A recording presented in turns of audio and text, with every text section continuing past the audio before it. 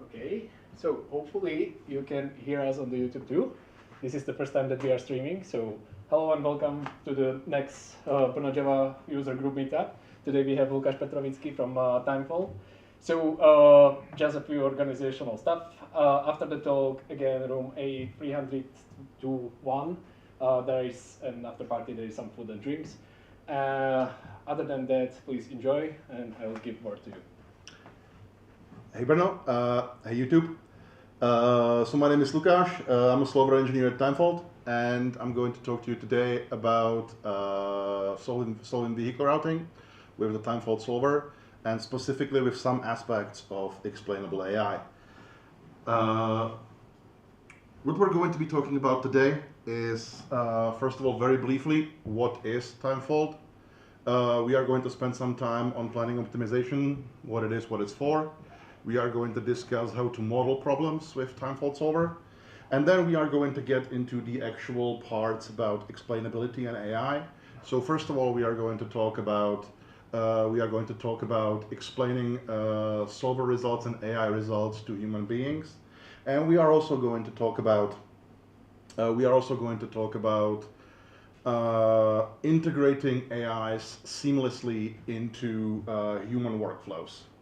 So that's the idea for the next 40-45 minutes, and there will be plenty of room for conversation, obviously, after the talk as well. I'm actually glad to be back at my alma mater. Although being here kind of reminds me how fast time flies, because when I was here last, this used to be a parking lot. But yeah, you cannot stop progress. And speaking of progress, Timefold. So, hands up please, who here has heard about Timefold before? Okay, some hands, good. Maybe more hands now. Who here has heard about that project? Okay, more hands, as expected. What you may not have heard about is that Red Hat actually recently announced that they will be end-of-lifing Octoplanner 8, and they have no intention of doing Octoplanner 9 as a product. And in fact, if you take a look at the URL that I'm sharing, they will in fact move Octoplanner into Apache Foundation, and there, who knows what's going to happen there. So one of our founders at Timefold, Geoffrey de Smet, the original creator of the Octoplanner project, he has seen the writing on the wall for a while, and therefore Timefold was started as a continuation of Octoplanner in 2022, in late 2022, as an open core company, and eventually it ended up hiring most of the original Octoplanner team, including me and some of the other core developers. We have decided to continue Octoplanner pretty much as is. So it is. So the community edition is still Apache licensed. We still do monthly releases. We are compatible with Octoplanner with easy migration, and we answer questions in Stack Overflow. So if you have any questions after this talk, feel free to find us there or go to our GitHub, and we have discussions there as well. One thing we did was we actually created something which we're calling Timefold Solver Enterprise Edition, and that actually takes a very small amount of features from what used to be Octoplanner and makes them commercial and therefore not open source. Those features are designed for ultimate scalability. So technically what we decided is with the community edition, you will be able to solve any problem in the world that you were able to solve with the other project. But once you start scaling to these incredible scales that these companies have, to like tens of thousands of vehicles or thousands of employees, that's when the Enterprise Edition comes in, because that's when you're going to need some of the extra performance, some of the extra features that actually allow you to scale out. But for your normal use cases, where you are not a large company, the Community Edition is 100% full featured, and you will be able to do with it the same things you are able to do with it with the Enterprise Edition. That's it about Timefold. By the way, there are some stickers there, so after the talk, feel free to grab some. There's plenty for everyone. And now let's talk about planning optimization a little bit.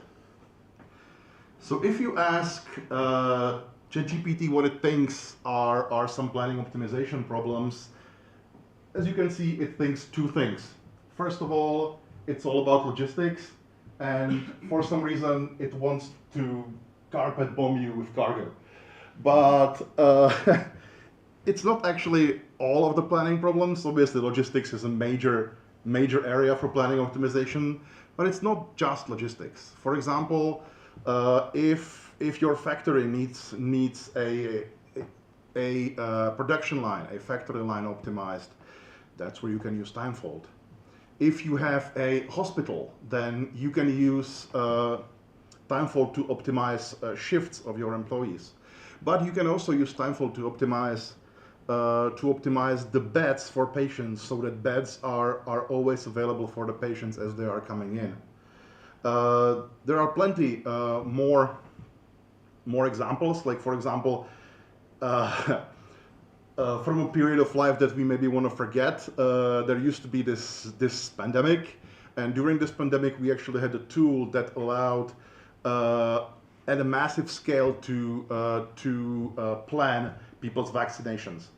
So for a project we were doing, we were actually able to schedule vaccinations for hundreds of thousands of people. So really, optimization is everywhere you look. It's not just logistics, as ChatGPT seems to think, but logistics obviously is a very big use case. Now, what makes optimization difficult? Why would you want something like a Timefold Solver? First of all, the problem is the sheer scale. You may be thinking about doing something like brute force or some kind of a greedy algorithm, but because of the scale, because of the possibly thousands of vehicles visiting tens of thousands of customers, there is simply no way how a brute force algorithm can get that done in less than the lifetime of the universe. If you take a look, that somehow the current estimations are that there is like 10 to the power of 80 of atoms in the entire universe. Some of these problems have 10 to the power of 1,000 of solutions. So clearly this is impossible to do with humans, and it's impossible to do with algorithms which just try every possible option. It's just never going to work. The other reason why optimization is difficult is the sheer number of constraints in some of those projects. You have constraints telling you that obviously you cannot have two vehicles, you cannot have one vehicle in two places at the same time. That stands to reason. But then there are constraints that, for example, your driver cannot drive more than 8 hours a day, and if they drive 8 hours a day, then there needs to be like I think like an 8-hour stop or something like that. And then the stop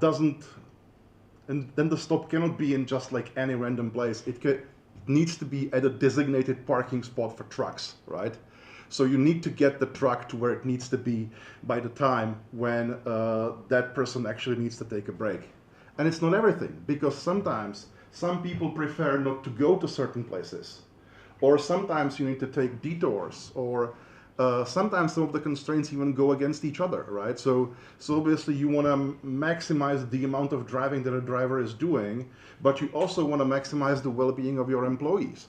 So those go completely against each other, and trying to balance that as a human, again, becomes very difficult, if not impossible. And the third reason why optimization is difficult, in fact, it's why most things are difficult, is humans.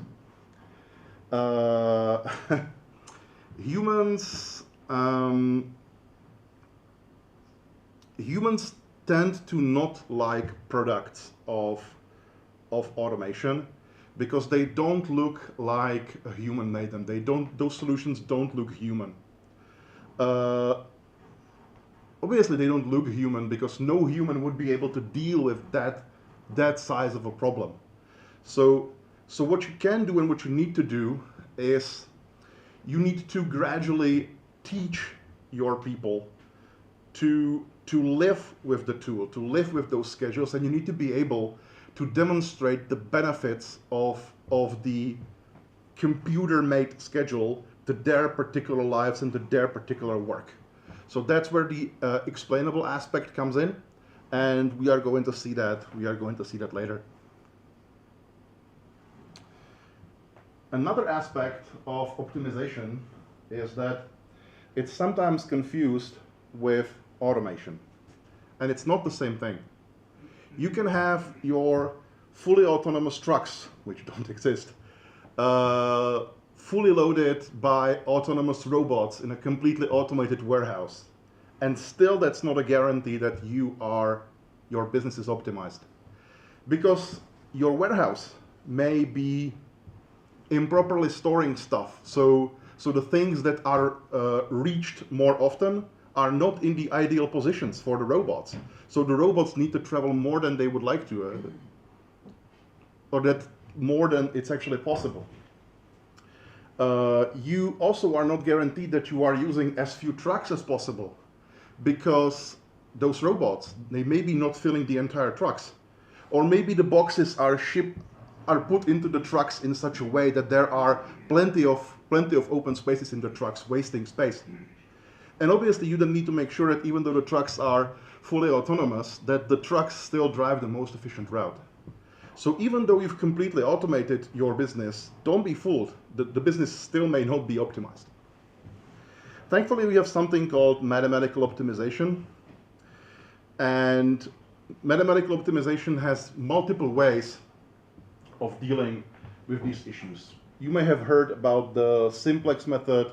You may have heard about local search. You may have heard about mixed integer programming.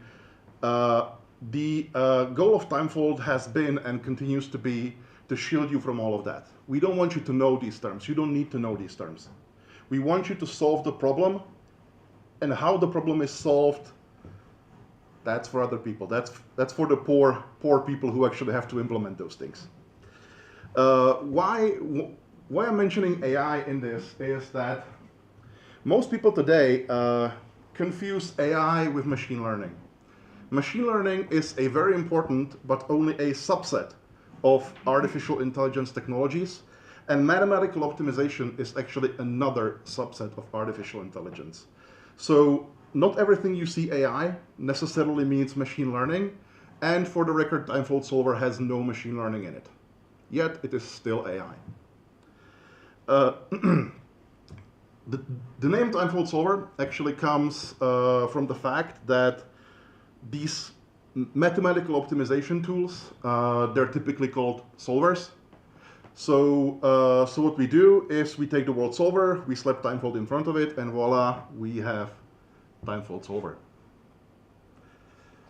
How it works is essentially in 3 steps. First, you model your solution, you describe your domain. This is the same thing as if you were modeling essentially a database. It's very similar. It uses similar terms to like Hibernate for modeling your problems. So you have your entities, you have your values. Essentially, it's just a whole bunch of Java POJOs. Once you have your domain, once you have your solution, you describe your constraint. So a constraint is actually a description of what is allowed or not allowed in your domain. So, for example, if you have a vehicle which is in 2 places at the same time, that would be a hard constraint. That's a physical impossibility. The solver must not allow that to happen, because then the solution would be totally pointless. So we call that a hard constraint. And hard constraints essentially practically must never be broken. Those solutions are pointless.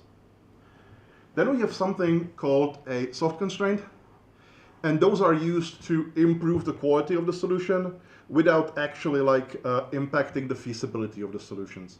So once the solution breaks no hard constraints, then we start optimizing for the soft constraints. For example, one of the soft constraints would be minimize the number of kilometers traveled.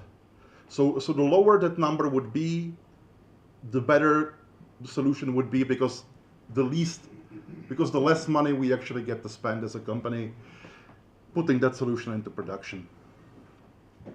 Once we have the model and the constraints, we need to run the solver. And the solver will typically run for a predetermined amount of time. And typically, the longer you run the solver and the more CPU you give to the solver, the better results you're going to get. It's simply a function of computing time you are actually able to give to the solver, and that determines how good solutions you're going to get. Now, what determines the quality of the solution? That's something which we call a score, and the score is simply a sum of all the constraints broken. So if we have two vehicles which are at two places at the same time, that means our hard constraint is broken twice, and therefore the score will be something like -2. If there's only one vehicle that's supposed to be at two places at the same time, then the score is -1, and therefore it's better than the other one, and the solver will consider that better and will be looking for solutions that are even better, so ideally one with 0 vehicles expected to be at the same place at the same time. What the solver doesn't give you, a guarantee that the solution you get is optimal.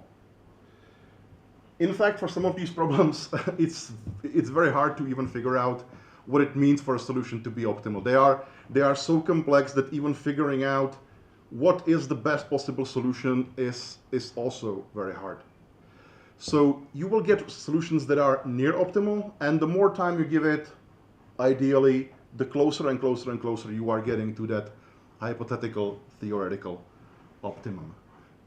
Any questions so far?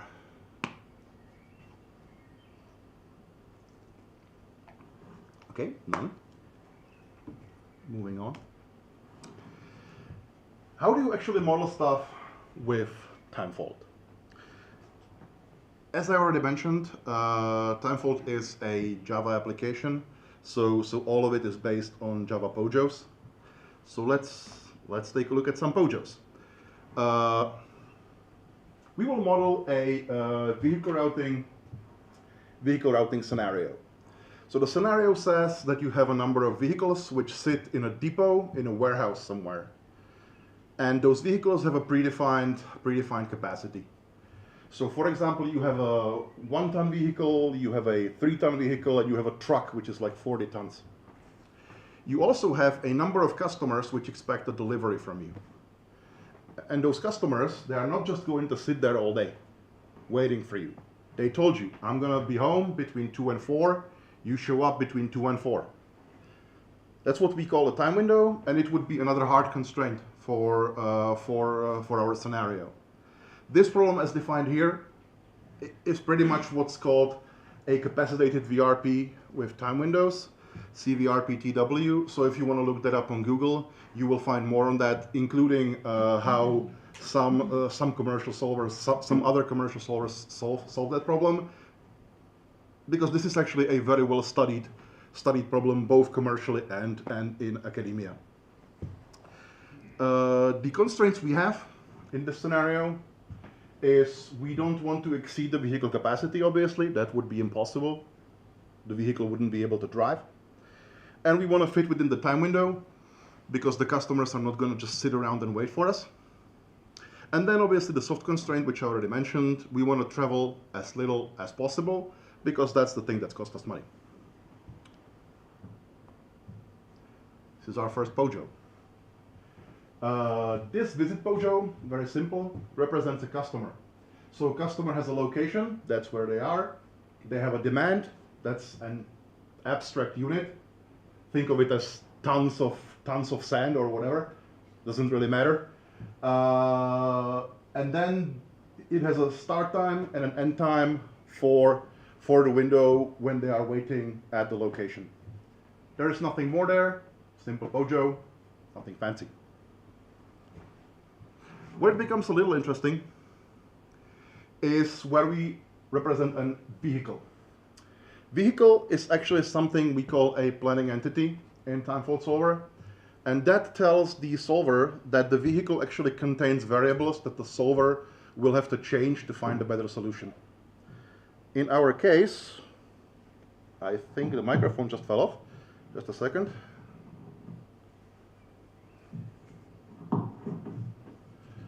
Can you still hear me? Thank you. Where was I? Yes, variables. So you need to tell the solver that the entity contains some data that the solver is allowed to change. In our case, it's the list of visits that you can see right here. That is annotated with the planning list variable annotation. And this tells the solver that whatever visits are in that list, that's a sequence. Sorry, I'm gonna move the microphone a little bit. Perhaps here. Yeah, that's better, I think. And with the variables being in the list, it means that the vehicle is supposed to visit those customers in the order prescribed by that collection. And what the solver is going to do is it's going to be adding visits to the list, removing it from the list, shuffling them inside of the list, and therefore it will try to figure out the ideal route for the vehicle to take to visit all of the customers in that list. Now, the solver is smart, so obviously you are going to have more of the vehicle entity instances. So it will, for example, make sure that if a visit is in one vehicle, it's not going to be in any other vehicle. So that no visit is ever visited, no customer is ever visited twice. This is already why what I'm explaining how the solver works, because the solver works through something we call moves. It does these small changes to the solution, like either introducing a visit to a vehicle or removing it or shuffling the list of visits. And through that process, and through a mechanism called local search, it's getting to a better and better and better and better solution over time. It's essentially just doing thousands, tens of thousands, millions of experiments over a second and seeing where those experiments lead through the search space. So we've already seen the visit and the vehicle. We also need to see something that we're calling a planning solution. Planning solution just brings it all together. So it's a POJO with the annotation planning solution. You give it a list of vehicles in your problem, you give it a list of visits in your problem, and you say that your problem is solved with something called a hard and soft score, which just says that you are using hard and soft constraints. We do not have any other constraints, we only have hard and soft constraints, so hard and soft score is ideal for us. This class, once you fill it with instances of vehicles and visits, is everything that the solver needs to actually understand your domain. And obviously, as you can see, because it's a simple POJO, you can serialize it to JSON from JSON, so it's very simple to send over. So it's very simple to send over the web, store it in a database, whatever you may want to do with the data, because it's just POJOs. One more thing we need to complete the picture is we need to write our constraints. We need to tell the solver what's allowed and what's not. For that, we have the constraint provider interface. And in the interface, we have to implement this one method. It's called define constraints. And here in this slide, I'm actually showing how to implement only one of the constraints of the three. Later, I'm going to show you where to find the rest of the code so you can actually run it for yourself and experiment. As you can see, the constraint is implemented in something that looks like Java streams, but it's not really Java streams. We are calling it constraint streams. And once again, like talking about that would take us a very long time. It's a topic on its own. So I'm going to give you some resources where you can actually learn how to write constraints. We have a very rich documentation, so it's not a problem at all. Just know that this is how you actually implement a constraint, and in the full problem, we have 2 more of those.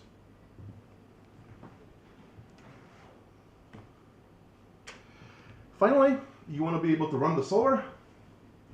So you create an instance of your planning solution, you fill it with data, that's your problem, that's your domain. You create an instance of a solver config. You tell us what the entity class is, you tell us what the solution class is, you tell us where the constraints are, and then you just run the solver. That's all you need to do. And in fact, if you use Quarkus, or if you use Spring, none of this is necessary. So this is only necessary if you're writing a plain Java application without either Quarkus or Spring. Then when you run this call, solver.solve, you are actually going to run the solver, and the solver is going to be running for as much time as you give it. So if you give it 5 minutes, good. If you give it 5 seconds, good. Solver doesn't care. Just you need to understand that the longer time you give it, the better the solution you are likely to get. For some problems, for some small problems, it's perfectly fine to run for a second or even longer, or even slower, shorter. But for the bigger problems, you are going to have to run for minutes, hours. Really depends on how big your problem is. Question? Yes? So if I would like to plan a 4-day conference, how long something like that takes? That's a good question. So how long would it take to plan a 4-day conference? I should know the answer to that because DevOps Belgium is actually being planned with Timefold. And I have to say, I don't know how long it actually takes, but I wouldn't expect it to take like many hours. It doesn't seem, so there's like a couple hundred talks. There's a serious number of constraints. I wouldn't expect to be many hours. I would expect it to be maybe like an hour. That's my estimation. But unfortunately, I don't actually know. I should ask Stefan. The chair makes sounds. Speaking of docs, all the things I covered so far, we have covered in much detail in our 2023 deep dive on Belgium DevOps. So that's where you want to go if you want to learn pretty much everything there is, because that session is 3 hours. So yeah, there's a lot of information there, which unfortunately I wasn't able to all cram in here because we have the interesting stuff I still have to get to.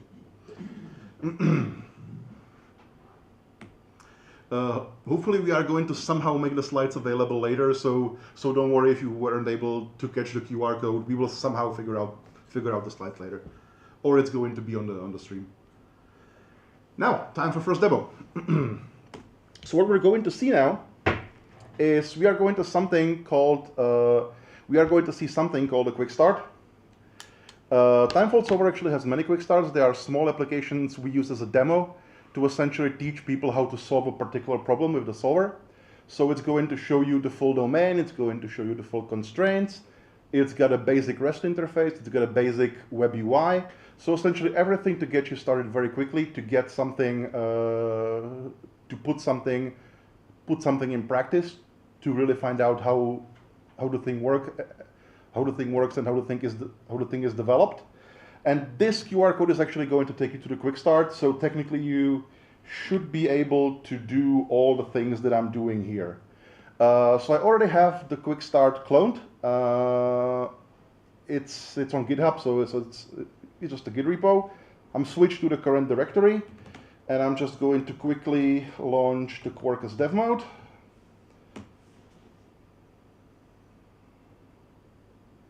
It's starting up, Quarkus is started, Solver is ready. So let's see what we have on localhost. Yes, this is a very, I'm just gonna maximize it hopefully somehow. So this is a very simple basic user interface. It's not meant to be anything fancy. It's really just for demo purposes, to people, so that people can understand what's going on. And we have a map of a random city here. I think it's Philadelphia. And all of these blue dots are places where our vehicles are supposed to visit. And these colorful dots, this yellow one, this brown one, and this green one, those are the depots where the vehicles are staged. So the green vehicle, it's going to be starting from the green point, and the yellow vehicle is going to be starting from the yellow point, and so on and so on. So you can see in the right here, we actually have 6 vehicles. And let's click on the solve button to see what's going to happen. Hopefully, yes, we have something. So as you can see, we let the solver run for like a second, and it gave us some solution. Obviously, it's not going to be a perfect solution, but it's enough for the purposes of this presentation. And you can see that the green vehicle has actually taken a route through all of those green spots, and through all those blue spots where the green line actually is. And the yellow vehicle has started from the yellow spot, and it's going through some other spots. And essentially, we have divided the entire map between our 6 vehicles. Here on the right, you can see the load of the individual vehicles. So you can see that vehicle 1 is nearly full and it's driving for 5 hours, while vehicle 3 is nearly empty and is driving for 2 hours and 2 hours and 50 minutes. What you can also do is you can take a look at this by the vehicle. So you can see all the people that those vehicles, all the customers that those vehicles are going to be visiting. The yellow spots, those are travel times between the individual stops, and the blue in the middle, that's essentially like a lunch break. So it's the time where the vehicle isn't actually doing anything, but it cannot go to any next customer because there is no customer yet waiting for anything. So ideally, as the solver would continue solving, you would see that blue line becoming smaller and smaller and smaller, because obviously that's a time when we are losing money. We also have another view, which just shows you which vehicles are visiting which customers. And as you can see, they are all in the green rectangles. So we have actually managed to fill every planning window, every time window of every customer. So if we go back to the map, we are going to see that the total score is 0 hard and minus 91,000 soft. 0 hard telling us that we have not exceeded any capacity of any of the vehicles, and we have actually reached all the customers in the given time window that the customer gave us. So even though the solution is far from perfect, it is already good enough to be put into production because it doesn't break any of our hard constraints. This is actually a feasible solution, yes? How do you deal with assumptions that change in time, like there's a traffic jam?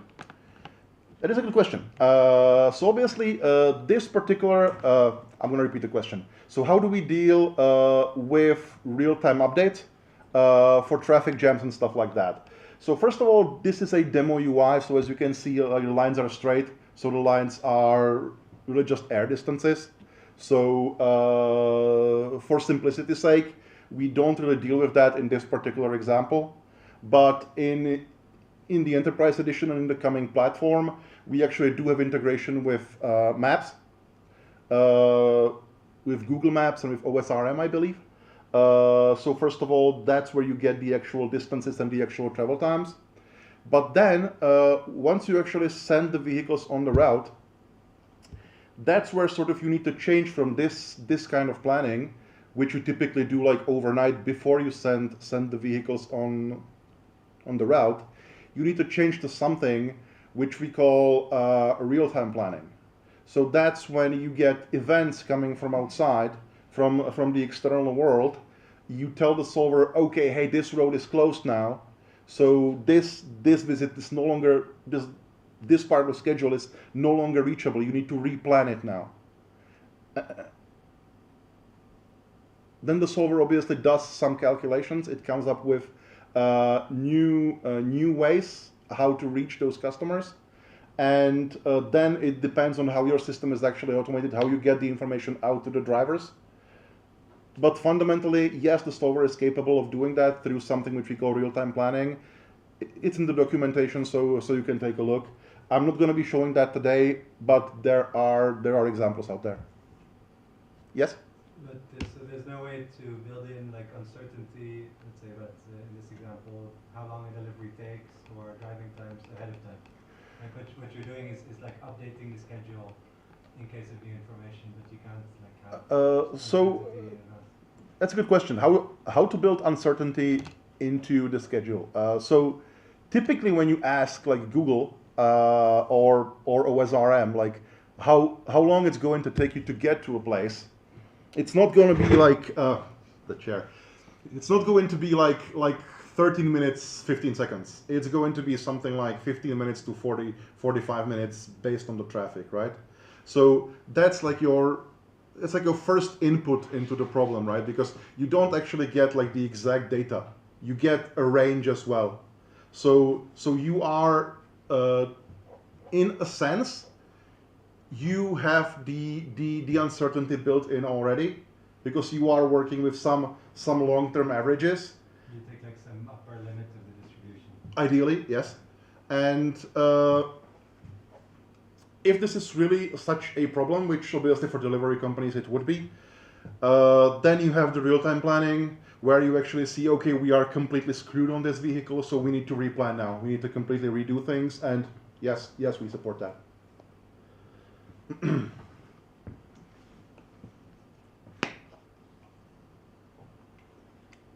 I really don't want you to take down the rabbit hole, because we are starting a discussion. Uh-huh.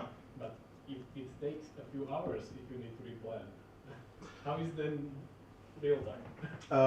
That's actually the interesting thing, because so the question was, if it takes a few hours to replan, how can you call it a real-time planning? Well, you're not replanning everything, are you? You know that you have to destroy this part of the route.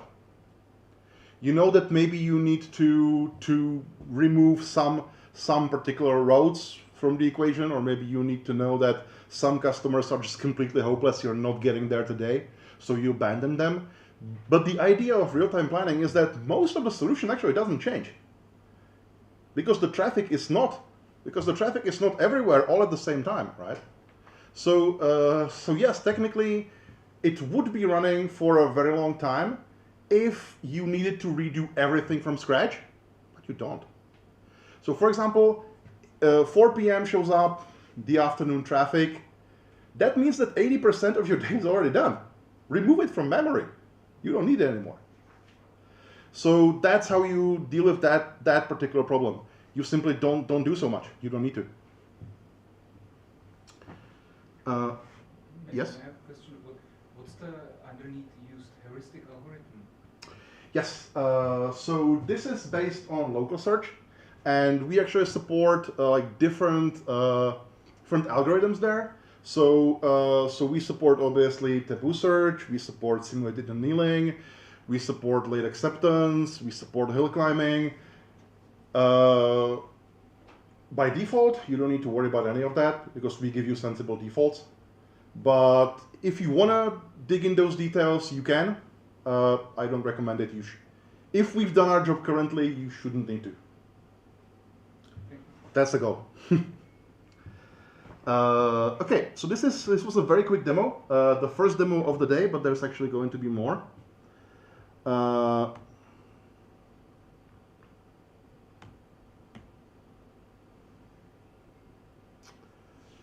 Let's talk a little bit about explaining results to humans. So we've seen in the previous slide, actually in the demo, that we got some weird number as a result of the solver, 0 hard / minus 91,649 soft. And you would be right to ask, what? What is that? What is that for? And the fact is, it's not for much. It only helps the solver. It doesn't help the human. You really want to understand what the score means to you. How good is the solution? Can you put it into use? Will your customers like the solution? Will your drivers like the solution? Will they be happy with the solution, or will they be upset because you have put them through a nightmare of driving to places where they never possibly can get in time? This is where score analysis, which is a kind of a unique feature of the Timefold Solver, comes in. So let's show score analysis. It's not a demo. So let's go back to the user interface we've seen already. We still haven't changed anything. It's still the same solution. What we are going to do now is we are going to take a look at what happens when we click the blue button here. And it shows a new user interface. It's called score analysis. And this actually shows you a breakdown of the score per the individual constraint. So you see that the vehicle capacity constraint has 0 matches. It means we're good. We haven't broken that hard constraint. Service finished after max end time, also 0 matches. We haven't broken that hard constraint. So we can see that the entire score is actually made up of just the minimized travel time constraint. So we know that to get a better score, we need to minimize the travel time. That's all it is about this score. Everything that's wrong with this score, with this solution, is that it's got a lot of travel time. But what we can do even more is we can take a look individually at each of the constraint matches. And here you can see that vehicle 1 actually has a total travel time of 5 hours 19, while vehicle 3 has a total time of 2 hours and 49. So you can see not only which constraints are your biggest problem, you can also see which individual matches, in this case which individual vehicles, are the biggest contributors to your score, and therefore which are maybe a potential problem in your solution. This is going to be important a bit later in the last demo that I'm going to show you. Oh, come on, what's happening? This is what I want.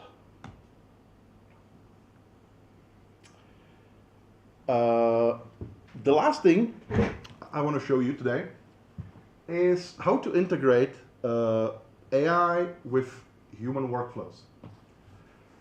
Let's assume a scenario where we have this same logistics company we have been talking about the entire session, and we have a customer that calls our hotline and they are requesting a delivery. It's effectively a new order that's coming in.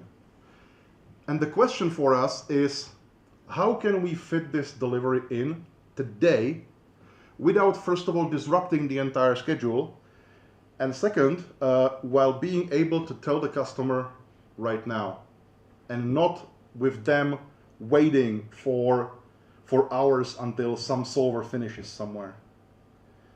Because the customer obviously is waiting on a phone, is waiting on an answer. Can you do it for me or not? This is where our recommended fit API solves the problem. It's actually a greedy algorithm to provide a super fast initial response. By super fast, I mean milliseconds. The reason why we can do that is because we're really only planning one extra thing. This is where greedy algorithm is good, because we are not going to be trying billions and billions and billions of options. We are going to be trying one. This gives this greedy algorithm, as a result, then gives the operator several options to choose from. So it will say, okay, we can be there with 4 of these vehicles. Pick one vehicle, the one you think is best, because you know the guy driving, you know he's gonna like that he's going there and not there. Essentially, this algorithm leaves it, if we wanted to, leaves control fully in the hands of the user, while providing the user with the smart information they need to make a good decision. And then when the decision is accepted into the system by the operator, we can still do the full solver run after the customer is off the call, and we can maybe find a better solution. Who knows? But the customer is going to get a guarantee from us right now that we can actually accept his delivery. So that's what the last demo is going to be. So again, still the same UI. We have still the same solution, minus 91,649 soft. What we're going to do now is we're going to click somewhere in this map. We're going to click somewhere in the top left corner, for example, and we see a new screen. I'm going to say that we have a new customer. We have the latitude and longitude automatically filled in. We have a demand for 1 ton, doesn't really matter. The customer is going to be there from 1 to 6, and the duration of the visit of the customer is going to be 30 minutes. So this is the new input. This is what we want the solver to answer for us while the customer is still on the call. So the customer is waiting for our answer. We click to get recommendations, and they're there. This just happened live. These are 5 options that the solver decided to give us. We can send a vehicle 3 at position 7 in the day. or we can send, for example, vehicle 3 at position 6 in the day.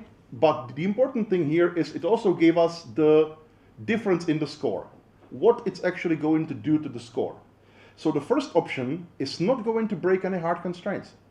So we know that even with the current state of the solution, we can get this done without any problems. Whereas if we've chosen the final option, it would actually break some hard constraints. So the operator probably shouldn't be choosing that one, because after that the operator would have to run the solver for a while and see if they can find a better solution. Probably they can. So the operator now, if they're smart, which they should be, they should choose the first option, which was marked as the best solution.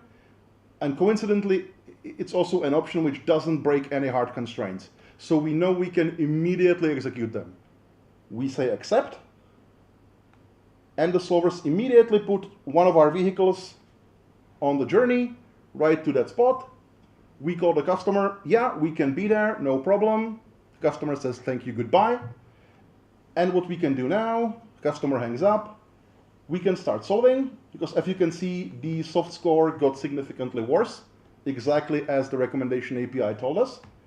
We can start solving, and after a little while, hopefully, we are going to see that the soft score is start going down, and we can see that no longer it's the blue vehicle going there, it's the green vehicle going there, which is obviously much closer, so it makes much more sense to get there. Now, one thing I didn't mention about the score analysis is that it also allows you to sort of understand where you may want to improve the solver itself. So if you take a look here, you will see that vehicle 1 is taking 5 hours 48 minutes to travel, while vehicle 4 is taking 3.5 hours to travel. So obviously the driver of the vehicle 1 is going to be significantly less happy than the driver of the vehicle 4. And when they meet at the depot in the evening, they're going to talk, and then one of them is going to be pretty pissed off.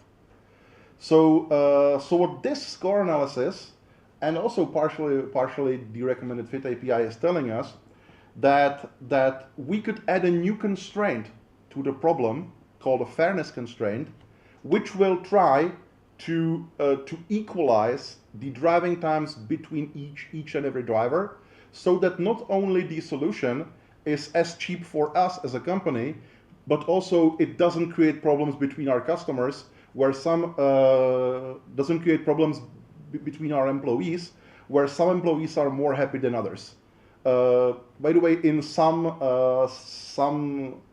legal systems in some other countries, that's actually a legal requirement that you cannot prefer employees. You have to try to make your schedules. You have to try to make your schedules fair. So in some countries, in some legal systems, this would actually, the fairness constraint would actually be a mandatory part of the system. This actually concludes the demos I had for you today. So let's finish a few slides I have, and it's going to be time for a conversation. So hopefully, again, okay, I'm just gonna hold it. So hopefully I have shown today that AI need not be a black box, that AI can actually explain the decisions it's made, that AI can be seamlessly integrated into existing workflows. It doesn't need to replace humans. It can help humans make better decisions. And most importantly, all of these features are available in the community edition. All of these features are open source because, as I already mentioned, these features are not necessary for scaling. These features are necessary for the basic operation of your planning problems. So those features are free, and you can try them right now. Everything I've shown you is in Quickstart. Everything I've shown you is released, and it's online. Where to go next? First of all, you can go to our website, timefold.ai, to find us, to find out more about us, what we do and where we're going. We publish a lot of blog posts.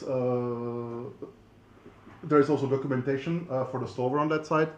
If you haven't seen the documentation for the solver, I think you're going to be pleasantly surprised because it's actually very detailed.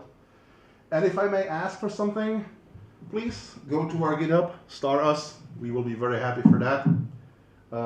I have been asked to troll for stars. So please give us a star. And with that, thank you for your time, and I'm looking forward to a conversation.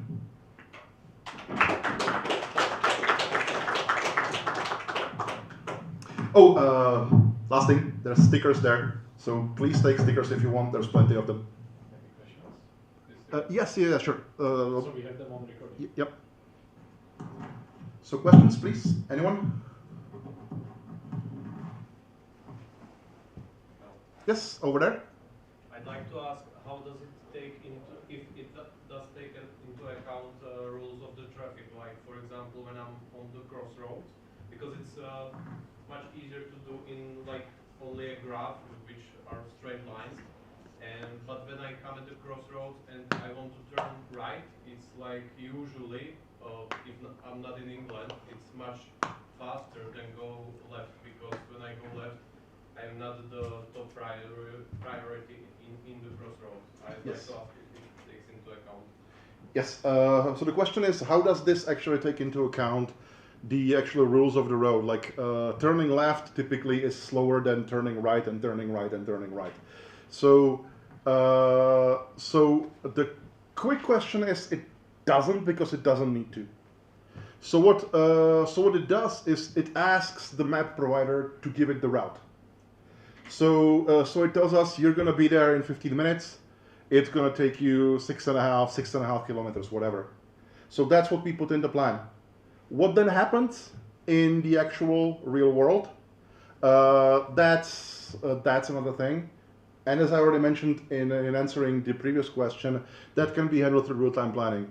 So if somebody is having a very long delay because the map information was just totally wrong, or they just drove somewhere where they shouldn't have been driving, we can deal with that with real-time automation, actually real-time planning, but that has to be like, we support real-time planning, but your entire system needs to integrate with that, right? So we can tell you where to go and when, but it's actually like the job of your IT to make sure that that information is distributed to the drivers can read it and stuff like that, right? We only provide the schedule. How you send the schedule to the drivers, how they're updated, when they're updated about the changes, we don't deal with that. That's an integration aspect that would be built on top of the solver. Okay, thank you. Any other questions? What happens if you cannot find actually any solution? Okay, we will always find a solution. It will just sometimes be a solution which breaks hard constraints. Like hard constraints can be excluding each other.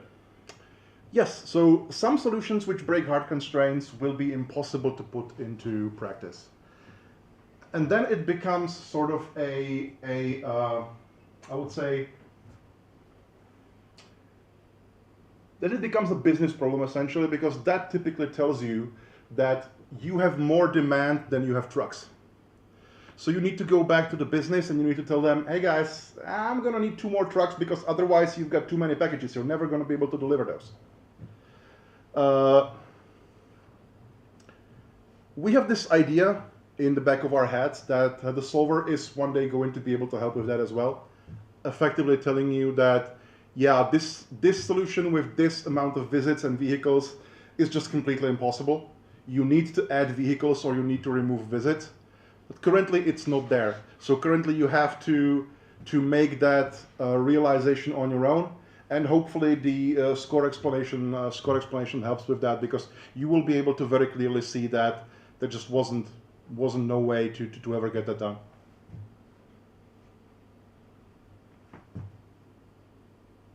Okay, so if there are no other questions, I would be actually curious what that paid version of Timefold will bring to the table. Okay, fair enough. What does the enterprise version do? So it's got some smaller features and it's got some big ones. The biggest one probably is nearby selection, which is very useful for the VRP example I've shown here. Because if you've got a massive problem with thousands of destinations, it becomes very inefficient to be looking. So let's say you're in Prague and you want to figure out which of the capitals to go to next, right? And you have all of the capitals in the world in your solution. So the solver, without nearby selection, it will be looking at Beijing too. Maybe it will be best to go to Krakow and then to Beijing. Maybe don't go to Beijing immediately. So, nearby selection actually does that. It makes the solver smarter in a way that for a particular point, it will only try to assign as the next point points in like a recently closed neighborhood. So what you see with that in place is that you can get things that would take the community edition solver hours to do, you can get in minutes with this. Simply because these problems are so big that you need to be smarter to actually be able to solve them. But for a much smaller problem, for maybe hundreds of visits, the benefit of that feature goes down because it's not as important. Another big feature of the Enterprise Edition is multi-threaded solving. So what we can do with the Enterprise Edition is we can actually throw multiple threads at the problem as opposed to just one, and pretty much without any downsides. So where you would have only one core solving the problem with the Community Edition, you could have currently as many as 4, hopefully soon more. Typically when that's done, you do it by partitioning the problem and solving the problem in smaller parts. That's inefficient, we don't want to do that. So our multi-threaded solving actually works on the entire problem as a whole. And that is, it's a single line switch. You say instead of 1, you say 4, and that's all you need to do. So that's, again, a big benefit for very large use cases. If I understand correctly, you mean 4 threads could run in parallel? Yes. As a maximum. And how close it is to linear scaling? That's why it's 4. Okay. Because on some cases we tried 8, and it's not so good there anymore. But for 4, it's very close to linear. Okay, so we have some questions also online. Can you use Timefold Solver to optimize efficiency in your teams? Like, I'm inclined to say yes, but I would actually probably need more details about that. Okay, and when defining vehicles, is it okay to provide a surplus of vehicles? In my case, I need to determine how many vehicles are needed to service all of the stops. Is there an issue providing too many vehicles? It's not. If you give it more vehicles, it's going to give you feasible solutions more quickly. So the solutions are going to not break hard constraints as much because there's simply more vehicles. But at the same time, like obviously the easiest solution to hard constraints is to give it 1 million vehicles, and then there are no hard constraints are going to be broken. Right? So there is a limit how far you should take it. And if you have 5 vehicles available, maybe try what happens with 6 and with 7, but I wouldn't go to like 15. That would be like a suggestion. Can you add a constraint to use as few vehicles as possible? Yes. I was going to ask, in general, what are the ways that you can express your constraints? Because you've got things like time ranges, you've got things that look like integers, and maybe more like a continuum, like time or distance. Mm-hmm. Like, what's the sort of data model, roughly speaking? Yes. So actually, I'm gonna try to find it in the slides because it was well hidden there.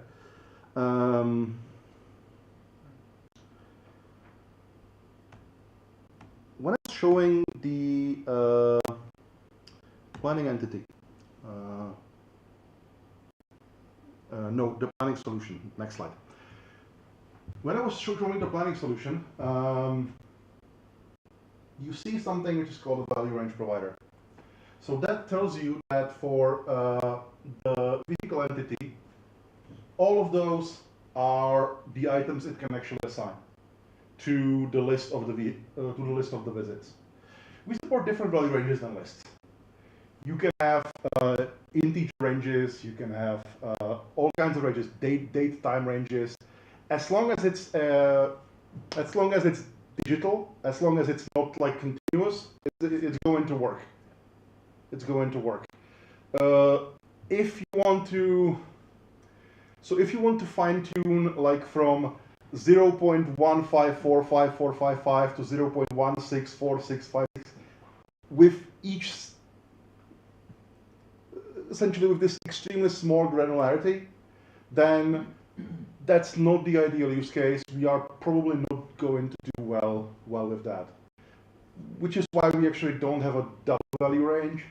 We really need to have a step in the value, an increment. So as long as you can have a discrete value, you should be fine.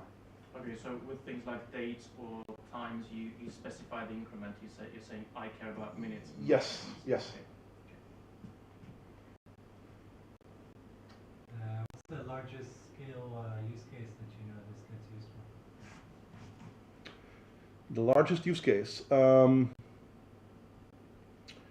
Probably the largest I've personally worked on was the vaccination stuff, where we've been dealing literally with hundreds of thousands of people. When it comes to the numbers of vehicles, when you go in the amount of thousands, it's already a lot. So that would be what I call large, but super large. Really, the only limit we really have is the memory you have on your machine. The very large problems, they take us a couple of gigabytes of JVM heap. So if you double that by 10, it should still be doable on a normal server. Obviously, for such big problems, it's going to take a long time to solve them. But is there a limitation? Probably some parts of the code will be limited by the size of the integer. So once you get over 2 billion things, it's probably going to be causing problems. But other than that, I don't see any limitations. I think the bigger memory limitation is the distance matrix. Yes, exactly. That's the biggest problem, because doing the distance matrix optimally is a magic trick. And did you consider other platforms like not Java? Good. That's a very good question. So if you take a look at our website, you will actually see we say Python and Kotlin. Kotlin works today. You can use us with Kotlin right now. Python very soon. No, but I mean for the actual algorithm, like, did you just go for Java? Like, did you just say we're going to implement this in Java, or did you consider other? The original project was started like 12 years ago, 15 years ago, and it was started in Java because that's what we knew at the time. Yeah. And honestly, I still think Java is the best bet. Simply because if you take a look at what we're doing now, like we are delivering a Python solution, hopefully very soon, and that still actually runs Java. So we can do everything we need with Java. And Java is also super fast.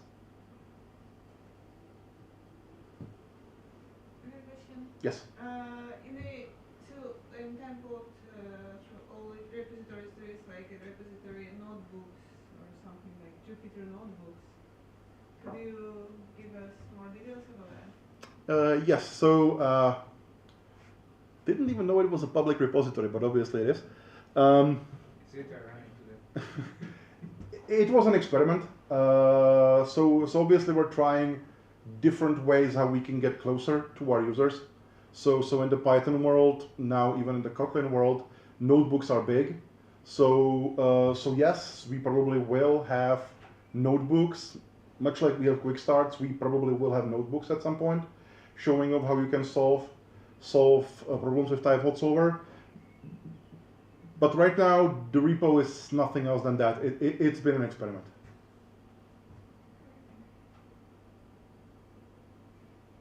Does it work now, the Jupyter notebooks? Because I use Jupyter notebooks all the time. As far as I know, it worked. So obviously, we don't yet have the Python solver out. So you would have to have something which currently doesn't exist. But internally, yes, we've seen it work already. Any other questions?